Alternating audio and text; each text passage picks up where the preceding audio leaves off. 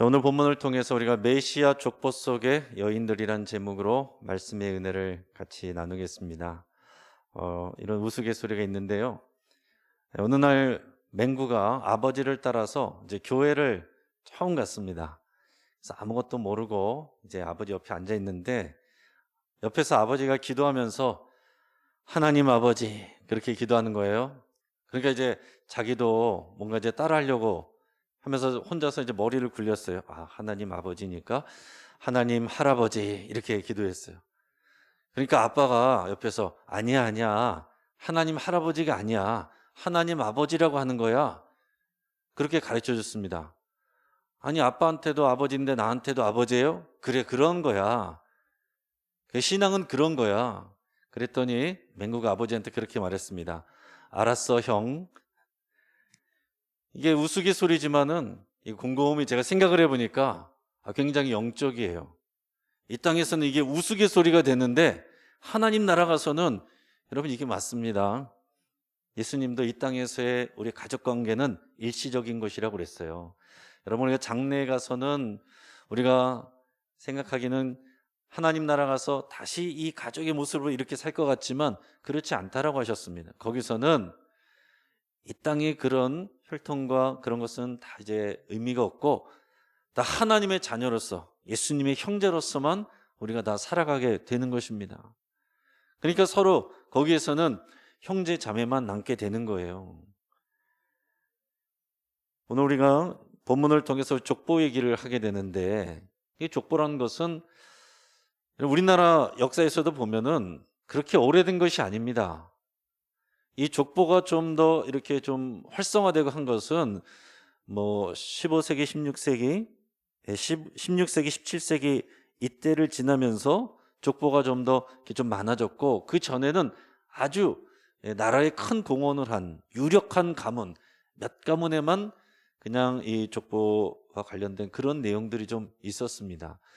그러다가 이 1500년대 그리고 1600년대를 넘어가면서 이제 당쟁, 조선시대 당쟁들이 굉장히 가열되고 그러면서 점점 뭐가 중요시 됐냐면 문벌, 누구 집 자식이냐, 누구 집 혈통이냐, 서로 간의 이 가문의 대결, 이 당쟁의 대결 이런 것들 때문에 또 족보가 많이 나오게 됐습니다.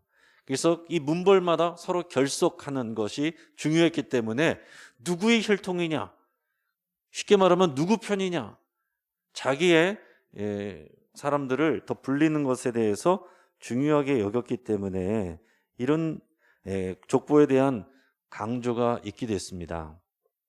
그런 과정에서 족보를 둘러싼 여러 가지 폐단들이 많이 생겼고 또 우리가 전쟁 통해서 또 많은 또 족보의 정당성을 또 정통성을 많이 잃어버린 것도 있습니다. 자, 현재는 어떻습니까? 현재는 뭐 요즘 젊은 사람들로 갈수록 이 족보에 대한 우리 혈통에 대한 큰 그렇게 관심은 갖지 않습니다. 요즘에는 우리 젊은 사람들은 점점 대를 잇는 것에 대한 큰 어떤 책임감이나 어떤 중요성 이런 것을 느끼지 못하는 그런 경우가 많이 있습니다. 또 족보와 이 혈통에서는 또 뭐가 중요해요? 또 이름의 돌림자가 중요하잖아요. 그래서 그 이름의 돌림자를 통해서 또 우리가 어느 정도인지 서로의 위치를 확인하고 하게 되는데 요즘에는 점점 이 돌림자를 쓰지 않는 그런 추세로 가고 있습니다. 뭐 저 때만 해도 돌림자를 썼죠. 뭐 제가 지은 게 아니니까 저희 부모님 때가 지으셨으니까 저 때만 해도 이제 빛날 형자가 돌림자예요. 빛날 형 또는 빛날 시자인데 저희 형제는 형자를 돌림자로 쓰고 있고 저희 자녀 때는 원래 제자 돌림입니다. 그래서 우리 형님 댁의 아이들은 제자 돌림으로 이름이 지어져 있는데 사실은 저만 해도 장남이 아니다 보니까 뭐 그런 전 이제 경주이신데 그런 뭐 혈통과 돌림자보다는 저는 이제 믿음의 성경적인 의미를 담아서 이제 아이의 이름을 짓고 요즘에는 점점 더 이렇게 부모와 연결된 그런 이름의 의미보다는 자신이 원하는, 생각하는 또 예쁜 이름, 좋은 의미의 이름, 이런 것들을 짓는 그런 모습을 보게 되죠. 자, 그러면 성경에서 족보는 무슨 의미이냐? 우리가 성경 읽기 하시다가 제일 지루한 것 중에 하나가 족보가 나올 때예요. 잘 모르는 사람들이 계속 누가 누구를 낳고 누가 누구를 낳고, 이게 도대체 누가 누군지도 모르니까 비슷한 이름들도 계속 나오고, 왜 이것을 읽어야 되는지 의미를 모르고 읽을 때도 많이 있습니다. 자, 여러분, 성경에는 족보가 많이 나오는데 족보가 왜 중요할까? 그래서 여러분 곰곰이 생각해 보시기 바랍니다. 왜 족보가 중요할까? 몇 가지를, 여러 가지를 생각을 할 수가 있는데, 첫째는 하나님의 역사는 사람들을 통해서 이루어지기 때문에 그렇습니다. 족보란 것은 사람들의 역사잖아요. 그 족보 자체가 그 사람들의 인생과 역사를 하나로 연결해 놓은 것이 족보입니다. 그러니까 하나님은 사람들을 통해서 역사하시고, 그 족보란 것은 그 사람들의 역사를 통해서 하나님의 일들을 나타내는 거예요. 또 족보는 무슨 의미가 있냐면 하나의 흐름을 보여주는 거잖아요. 그러니까 하나님의 역사는 즉흥적으로 일하시는 것이 아니라, 일어나는 것도 아니라 흐름이 있다는 거예요. 흐름. 여러분, 성경을 읽으셔도 아까 제가 얘기한 것처럼 이날 말씀 들은 거, 또 유튜브에서 본 거, 나 큐티책에서 본 거 다 따로 여러 가지 이렇게 말씀들을 많이 하는 게 중요한 게 아니고, 이것들이 하나로, 하나의 말씀들이 여러 가지 구슬이 다 꿰어지는 것처럼 이렇게 그 흐름 안에서, 이 성경에는 흐름이 있어요. 하나님의 역사가 흐름이 있기 때문에. 그러니까 하나님의 구원의 역사는 흐름이 있고, 그 흐름을, 그 역사를 구속사라고 하는 것입니다. 구속사. 따라 보겠습니다. 구속사. 그러니까 아담이 죄를 지은 이후부터 우리가 하나님의 나라가 완성될 때까지, 주님이 다시 올 때까지 다 구속사의 과정이에요. 모든 것을 회복시켜가는 그런 과정 가운데 우리가 있는 것입니다. 그러니까 인간의 족보도 그런 하나님의 구속사의 과정들을 보여준다라는 것입니다. 그러니까 이런 흐름이 있다는 거예요. 그 흐름이 있다는 것은 또 무슨 얘기냐면, 이 흐름에서 중요한 건 뭐냐면 하나님의 언약, 하나님의 약속이 어떻게 흘러가느냐, 어떤 족보를 통해서 흘러가느냐, 이게 중요하다라는 것입니다. 그러니까 성경에 나오는 여러 족보들이 있는데, 인간의 족보는요, 어떤 족보는 믿음의 족보가 있고 어떤 족보는 불신앙의 족보가 있어요. 자, 처음부터 그렇습니다. 창세기에서 하나님께서 사람을 만드시고 나서 아담과 하와가 아이를 낳는데 가인과 아벨이었죠. 근데 가인이 아벨을 죽였습니다. 최초의 살인자가 됐어요. 그래서 가인의 족보가 쭉 앞에 창세기에 나오는데, 가인의 족보는 다 이런 하나님과 원수진 그런 족보가 나와요. 불신앙이 계속 이어지는 것입니다. 자, 근데 아벨이 죽고 그 다음에 셋째를 낳는데 그 이름이 셋인데, 셋의 족보도 나오는데 셋의 족보는 믿음의 족보예요. 믿음의 족보가 이어진단 말입니다. 그래서 가인의 족보가 나오고 셋의 족보가 나오는데 어느 족보가 중요한 거예요? 셋의 족보가 중요한 것입니다. 그러니까 이게 굉장히 참 중요하다는 거죠. 그러니까 하나님께서 일하실 때, 사람을 통해서 일하시는데, 다른 표현으로 말하면 하나님께서 씨를 주신다는 거예요. 씨. 그래서 최초의 사람들을 만드시고 말씀하시고 명령하신 것이 뭐냐면, 너희는 생육하고 번성하라, 온 땅이 충만하라. 그 씨가 계속 이어지는 것을 말씀하시는 거죠. 그러면서 너희는 통치하고 다스리라 그랬어요. 그것은 통치와 다스림에 대한 얘기입니다. 그러니까 하나님이 원하시는 그 명령과 뜻은 뭐냐면, 하나님을 믿는 이 믿음의 씨가 계속해서 족보를 타고 흘러내려가는 것을 말하는 거예요. 그거를 원하는 것입니다. 그게 하나님의 방법이에요.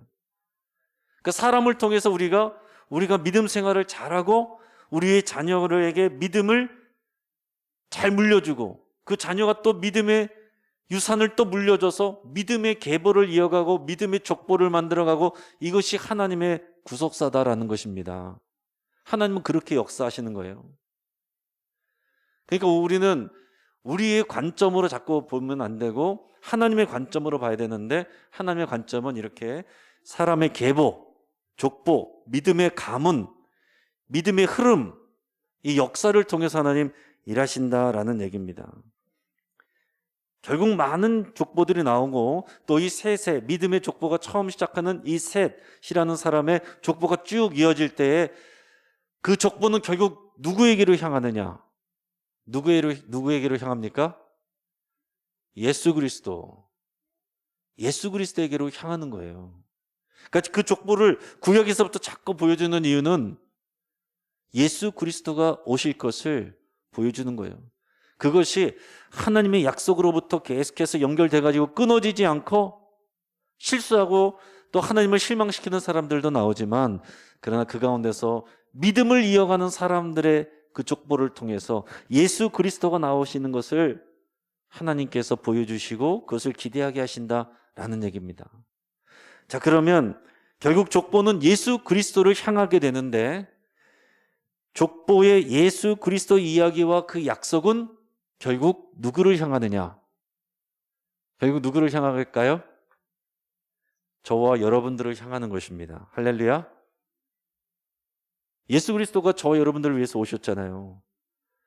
그 예수님으로 인해서 우리가 믿음으로 하나님의 이 믿음의 족보에 우리가 들어가는 거다라는 얘기입니다. 그러니까 오늘 마태복음의 족보, 구약에 나오는 족보들 다 예수 그리스도를 향하는 것이고, 그 예수 그리스도는 우리를 향하시고, 그럼 하나님의 뜻은 결국 또 뭡니까? 우리가 믿음 생활 잘할 뿐만이 아니라 그 믿음이 족보가 돼서 계속 흘러가게 되는 거. 그 씨와 통치권이 계속 흘러가게 하는 것이 하나님의 기뻐하시는 거룩한 뜻이다라는 얘기입니다. 자, 그런데 예수 그리스도의 족보가 마태복음에도 나오고 누가복음 4장에도 나오는데, 자, 차이가 있어요. 마태복음은 여러분 1절에 보시면 아브라함과 다윗의 자손 예수 그리스도의 계보라, 그래서 아브라함, 다윗으로부터 쭉 내려옵니다. 아브라함과 다윗이 중요해요. 아브라함으로 쭉 내려오다 다윗으로부터 쭉 내려오다가 이제 예수 그리스도가 나오는 거예요. 자, 마태복음은 그 독자층이 누구였냐? 유대인들이었습니다. 유대인들이었어요. 그러니까 유대인들에게 있어서는 자연적으로 이 성경의 족보에 아주 익숙한 사람들이죠. 아브라함 이전의 족보는 이미 다 알고 있는 사람들이에요. 굳이 그것을 설명할 필요가 없어요. 가장 중요한 이름이 아브라함, 믿음의 시작이 된 아브라함과 그리고 다윗이거든요. 그래서 이 아브라함과 다윗의 자손 가운데 약속의 예수 그리스도가 오신다는 것을 유대인들에게 확인시켜 주려고 쓰는 것이 마태복음이고, 이 마태복음의 족보다라는 것입니다. 자, 그런데 누가복음은 그 대상이 누구냐? 유대인들이 아니라 헬라인들이에요. 이방 사람들입니다. 그러니까 이방 사람들에게는 아브라함, 다윗 그 족보가 별로 관심이 없겠죠. 자, 그래서 누가복음은 거꾸로 올라갑니다. 이제 예수님을 먼저 들었는데 그 예수님이 어디까지 올라갔느냐? 족보를 타고 올라갔는데, 그래서 거꾸로 올라가요. 그래서 아브라함에서 멈추지 않고 아브라함 윗대로까지 계속 올라갑니다. 아브라함 윗대가 결국에는 그 셋의 족보거든요. 그래서 쭉 올라가면은 셋이라는 사람까지 올라가고, 셋의 아버지는 누구예요? 아담이 나오고, 그리고 그 아담 위에는 결국 하나님이 나옵니다. 그래서 누가복음은 강조하는 족보의 의미는 뭐냐면, 유대인들뿐만이 아니라 누가복음을 읽는 독자들, 이 헬라인들, 이방 사람들, 모든 인류를 구원하시기 위해서 오신 구원자 예수 그리스도를 증거하기 위해서 쓰여졌기 때문에 족보가 그렇게 소개되는 것이고, 여기서는 유대인들에게 이 율법과 이 족보에 익숙한 사람들에게 과연 아브라함과 다윗의 약속된 하나님의 언약으로서 오시는 예수 그리스도를 증거하기 위해서 마태복음의 족보가 쓰여졌다라는 것입니다. 그래서 중요한 것은 마태복음의 특징 중에 하나가 뭐냐면, 5명의 여인의 이름이 나온다는 것입니다. 우리가 많이 들어서 아실 거예요. 자, 그런데 유대인들은 혈통을 중시하는 사람들이고 남성 중심의 사회에 사는 사람들이에요. 자, 그럼에도 불구하고 마태복음에 나오는 예수님의 족보에는 5명의 여성의 이름이 나온다라는 거예요. 근데 그 여성도 이 혈통적으로나 태생적으로나 어떤 스펙으로나 그렇게 훌륭한 사람들이 아닙니다. 손가락질 당할 만한 그런 연약하고 천하고 가난한 사람들이, 그것도 여성의 이름이 5명이나 메시아의 족보에 나온다는 것이 굉장히 참 의미가 있고 은혜가 되고 우리에게 시사하는 바가 큰 것입니다. 자, 첫째 여자는 누구냐면 다말이라는 여자입니다. 자, 여기서는 저희들 길게 설명을 안 하고 이 5명의 여인은 다음 주에 한 명씩 우리 특별 새벽 기도회 새벽에 때 한 사람씩 좀 더 구체적으로 다룰 것입니다. 그래서 간단하게만 말씀드리면은 여기서는 이제 성경 지식이 여러분들이 좀 뒷받침이 돼야 이해가 좀 빠르시겠죠. 자, 다말이라는 여인이 나오는데 이 유다 백성이라고 말하는 이 야곱의 넷째 아들 유다의 며느리가 다말이었죠. 근데 그 자기 남편들이 유다의 아들들이 죽었는데 셋째를 안 주니까 결국에는 다말은 그 자기 자신의 정체를 숨기고 시아버지의 씨를 받아서 대를 잇게 됩니다. 지금으로 보면 이것은 완전히 콩가루 집안이라고 얘기를 할 수가 있고 아주 이것은 벌받아 마땅한 뉴스에 나올 만한 그런 사실이지만은 중요한 것은 여러분 뭐냐 하면 하나님의 눈으로 보는 것이고 하나님이 중요하게 여기는 것을 중요하게 여기는 사람이 귀하게 쓰임받는다라는 거예요. 물론 다말은 하나님의 축복은 자기 개인적으로 자기가 남편이 있어야 되고 자녀를 생산을 해야 그 시대에는 보호를 받고 인정을 받기 때문에 한 일이었지만 그것이 결국은 메시아의 족보에 들어가는 놀라운 사건이 됐다라는 얘기입니다. 그 다음 나오는 사람은 라합이라는 사람인데 라합은 이방 여인이었어요. 가나안 여리고에 사는 여인이었고 직업은 기생이었습니다. 여러분 스펙이 이력서가 이렇게 학급 중에 학급이 없어요. 그러나 우리는 그 기생 라합이 그 여리고에 온 정탐꾼들을 도와주고 그 믿음으로 그들을 섬긴 것으로 인해서 라합은 예수님의 족보에 당당하게 들어가게 됩니다. 그리고 그 라합은 아들을 낳는데 그 아들의 이름이 보아스예요. 보아스는 룻의 남편이 되는 사람이죠. 그래서 그 다음에 룻 이야기가 바로 나옵니다. 룻도 모압 여인, 이방 여인이었어요. 그렇지만 결국에는 이 보아스와 결혼해서 예수님의 족보에 들어가게 됐습니다. 원래는 자격 없는 사람인데 들어갔다라는 거예요. 그 다음에는 우리아의 아내가 나옵니다. 이름이 분명히 밧세바라고 있는데 여기는 밧세바라고 안 하고 우리아의 아내라고 기록하고 있어요. 그것은 뭘 얘기를 하겠습니까? 뭘 강조하는 거예요? 그 여인이 밧세바라는 여인이란 것보다 더 중요한 거는 뭐냐면 그가 원래는 남편이 있는 햇사람, 지금 왜 일반적으로 말하면 히타이트 족속의 우리아라는 그런 충성스러운 다윗의 장군의 아내였던 사람이라는 거죠. 근데 다윗이 결국에는 그런 성적인 욕심에 눈이 멀어서 부정한 일을 하고 죄를 저지르고 이 여인과 결혼을 했습니다. 우리가 아는 것처럼 그 자신의 충성스러운 신하였던 우리아를 죽게 하고 이 밧세바와 결혼해서 아기를 낳았어요. 그러나 하나님께서 기뻐하시지 않았고 그 아이는 죽었습니다. 그러나 나중에 그 사이에서 솔로몬이 나오게 되죠. 자, 마지막은 마리아입니다. 우리가 잘 아는 마리아인데 예수님의 모친 마리아는 그 당시에 별로 이름 없는 그냥 시골뜨기 목수의 아내였을 뿐이었습니다. 족보상으로는 이 요셉이 아브라함과 다윗의 자손이 되는 남편이지만은 그냥 시골에서 쉼없이 별 볼 일 없이 지내는 드러낼 것 없이 성경에는 요셉의 이야기가 예수님을 낳게 되는 그 장면 말고는 뒤에 나오는 얘기는 없어요. 일찍 죽었던 것 같습니다.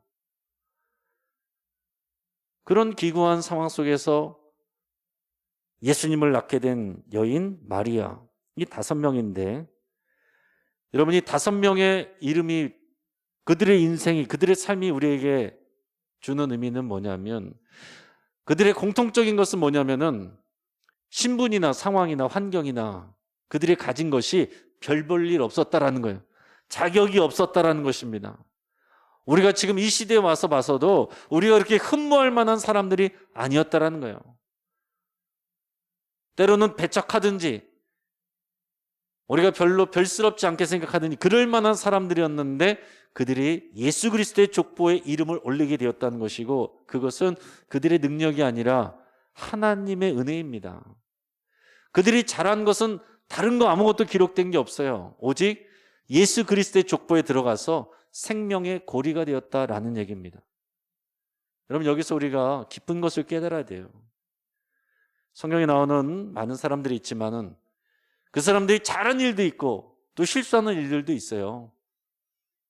그런데 정작 중요한 것은 뭐냐? 우리가 중요하게 생각하는 거, 우리가 남기려고 하는 것보다 더 중요한 거는 하나님이 중요하게 여기시는 거, 하나님이 남기려고 하시는 게 중요하다는 거예요. 그게 뭡니까? 하나님의 구속사가 이어지게 하는 거예요. 우리가 그것을 귀하게 여길 때, 우리가 그 생명의 고리가 되는 것을 귀하게 여길 때, 작은 믿음으로 그것을 실천할 때 하나님의 놀라운 은혜와 영광이 우리에게 부어지게 되는 것입니다. 마가복음은 예수님의 출현을 복음의 시작이라고 그랬어요. 그리고 요한복음은 말씀이 육신이 되어서 이 땅 가운데 태어났다라고 말씀을 하고 시작하고 있습니다. 아까 우리가 고백한 것처럼 예수님이 우리의 모든 것 되십니다. 그래서 우리에게 중요한 것은 예수님이 누군지를 잘 아는 게 중요한 거예요. 지금 이 시간 아까워하고 밖에 나가서 뭔가 더 잘해보려고 뭔가를 이루어내려고 애쓰고 수고하는 사람 많지만, 예수 그리스도 이름이 귀한 것을 알고 이 시간에 자신의 삶과 에너지와 시간을 투자하는 여러분들이 승리자입니다. 할렐루야. 이건 믿음의 눈으로 바라보는 거예요. 오늘 마태복음에 나오는 여성들의 이 족보의 이름들이 그것을 분명하게 말씀해주고 있습니다. 구약의 말씀 탁 털어서 한 줄 나오면 메시아가 오신다, 그리스도가 오신다. 신약 성경 다 쫙 모아가지고 탁 털어서 한 문장 나오면 그리스도가 이미 오셨다, 그리고 다시 오실 것이다, 이거예요. 우리가 지금 대림절 예수님의 오심을 기다리는 거잖아요. 단지 아기 예수님을 오시는 것, 그거 기념하는 것이 아닙니다. 이미 예수님은 오셨고 우리의 왕이 되셨고 이미 다시 오실 것을 약속하셨고, 우리는 그 사이에서 이 생명의 구속사에 들어가는, 그 족보에 예수 그리스도의 스토리에 들어가는 그런 삶이 되고자 하는 그런 삶으로 우리는 부름받았다라는 것입니다. 이것을 알고 그래서 예수 그리스도에게 모든 생명을 걸고 헌신하는 사람이 세상이 줄 수 없는 그 영광과 은혜를 받게 되는 것입니다. 이 마태복음을 읽을 때, 유대인들이 읽었을 때 그들이 중요하게 여긴 사람들은 누구였습니까? 아브라함과 다윗이었죠. 아브라함과 다윗의 자손이냐? 아까 우리가 찬양하기 전에 읽었던 말씀 중에서는 그 메시아에 대한 약속이 베들레헴에서 나오신다고 그랬어요. 베들레헴에서 태어난다. 베들레헴 에브라다야, 너희가 그 이름이 작지만은 그곳에서 주님이 오신다는 거예요. 메시아가 오신다는 것입니다. 자, 그래서 그 약속이 중요한데 그 약속의 중요한 근거가 아브라함이고 다윗이에요. 그런데 성경에 보면 히브리서에서는 뭐라고 말했냐면 아브라함은 메시아에 대한 약속을 멀리서 보고 그냥 하나님의 약속만 듣는 거예요. 장차 이런 구원자가 있고 하나님의 역사를 이룰 것이다는 멀리서 그 소망을 믿고 믿음으로 살았다라고 히브리서에서 기록하고 있어요.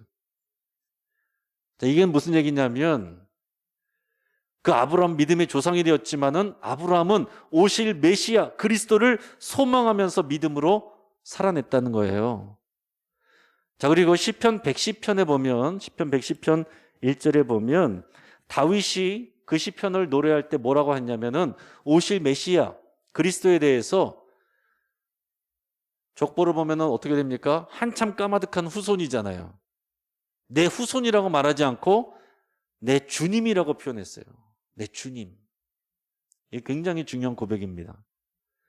그러니까 아브라함과 다윗의 자손으로 오지만은 그냥 인간적인 육신의 씨가 의미가 있는 것이 아니라 하나님의 약속을 따라서 그리스도가 오신다는 거예요. 아브라함과 다윗도 그 믿음을 가지고 그냥 단지 육신의 자기의 후손으로 보는 것이 아니라 주님이라고 고백하고 멀리서 그 주님이 오시는 것을 기대하면서 믿음으로 견뎌내고 이겨냈다라는 얘기입니다. 오늘 저와 여러분들도 마찬가지예요. 이 땅에 오직 우리를 치유하고 우리에게 진정한 평안을 주고 우리에게 완전한 만족을 주시는 분은 예수 그리스도에는 없습니다. 예수 그리스도에는 없어요. 우리는 자꾸 그것을 까먹기 때문에 교회에 나와서 말씀 듣고 기도할 때마다 우리가 하는 일은 다른 거 아닙니다. 같은 일을 반복하는 것인데 예수 그리스도에게 다시 집중하는 거예요.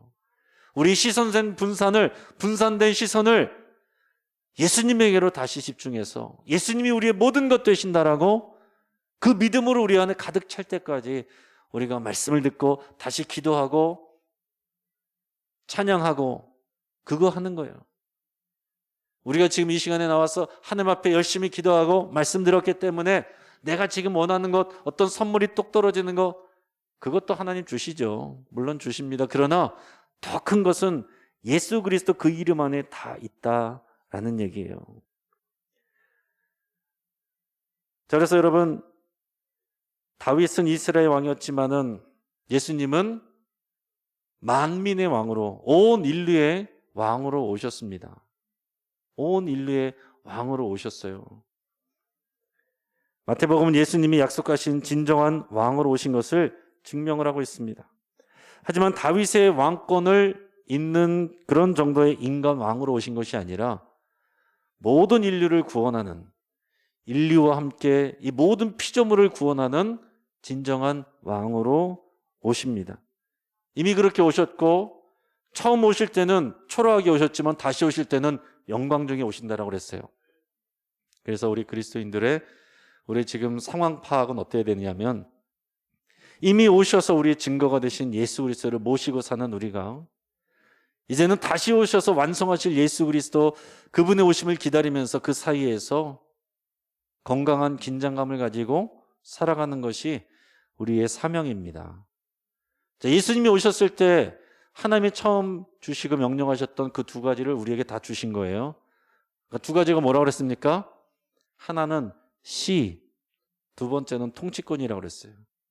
요한복음 1장 12절에 영접하는 자, 곧 그 이름을 믿는 자들에게는 하나님의 자녀가 되는 권세를 주셨다라고 그랬습니다. 우리가 하나님의 자녀가 되면 그의 기업을 잇는 후사가 되는 거예요.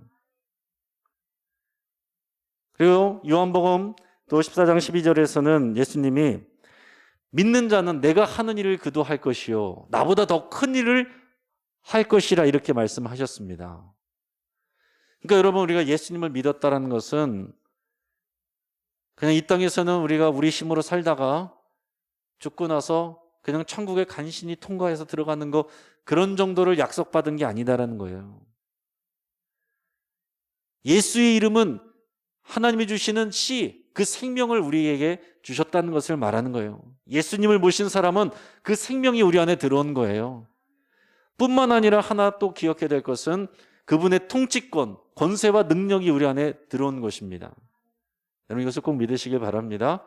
여러분 아프신 분은 예수의 이름으로 여러분의 병을 나으라고 그렇게 선포하시고 하나님 고쳐주세요가 아니고 우리는 왕과 같은 제사장으로 부름받았기 때문에 그 생명과 통치권을 받았기 때문에 예수의 이름으로 명하노니 나를 힘들게 하는 모든 암세포들은 떠나가고 모든 염증들은 치유되고 모든 뼈마디는 고쳐지고 제자리로 돌아갈지어다.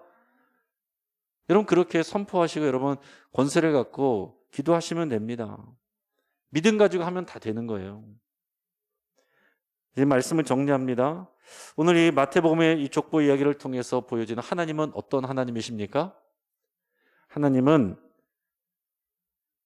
하나님 나라 비전을 그 구속사를 인간이 처음 죄를 지었을 때부터 지금까지 이루어가고 계신 하나님이시다라는 것입니다.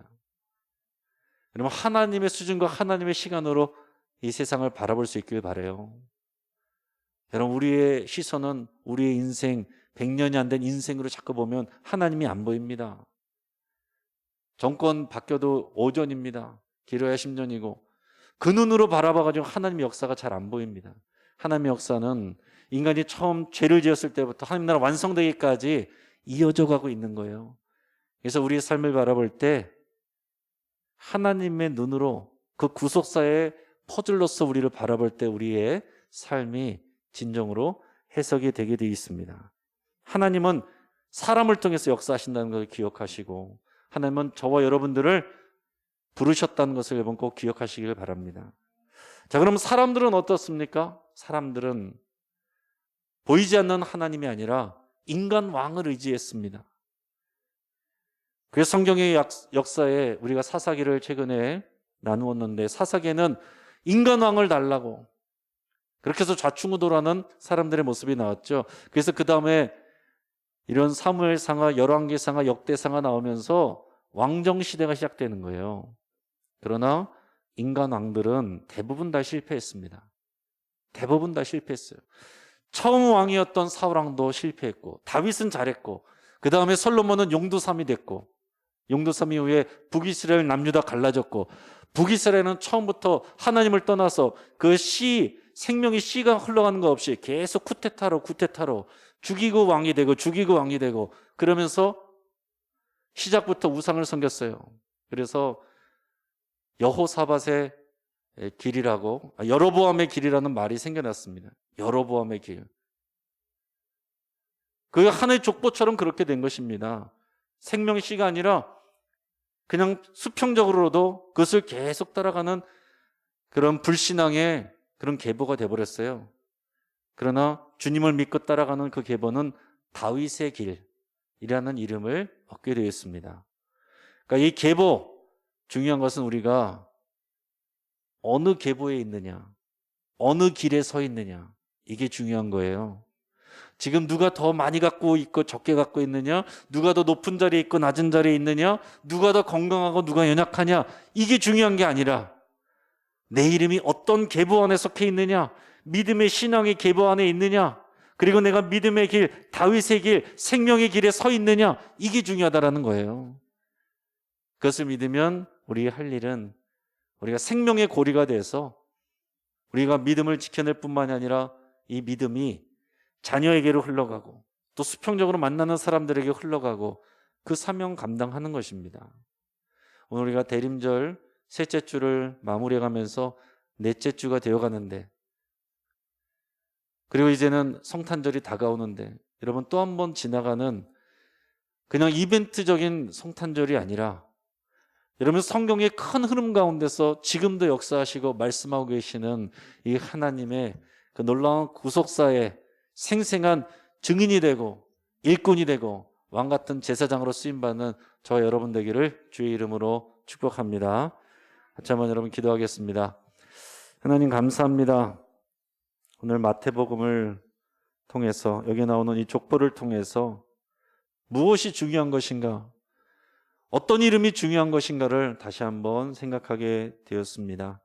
하나님이 대림절 기간에 우리가 촛불을 켜고 그냥 우리가 낭만을 즐기는 것이 아니라 우리의 믿음을 말씀 안에서 주의 언약 가운데서 확인하는 이 시간 되게 하신 것을 감사를 드립니다.